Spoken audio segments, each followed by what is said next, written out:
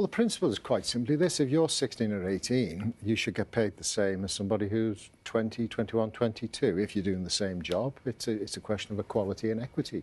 I mean, it's quite simple, really. Can you just go through, for people who are unaware, what the change would mean in payment terms? Well, for an adult gets paid around £8.21 per hour currently, and somebody who's 16 to 18 gets paid £4.35. So it's about half what an adult on the minimum wage gets paid. And we believe that that's not reasonable, it's not fair.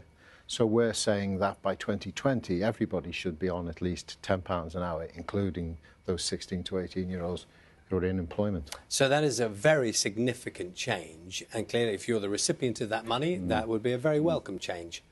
How about the people who are going to have to pay the wages? Well, let's get it into context, is that real wages are still, for those group of people, 16 to 18-year-olds, at the 2006 levels in real terms. So it's, you know, in effect, that group of young people, so to speak, that cohort haven't had an increase for a long, long time. In relation to the people who are paying the wage, what Labour is saying that we would do, for those small businesses, we would support those young people through, in effect, the tax system.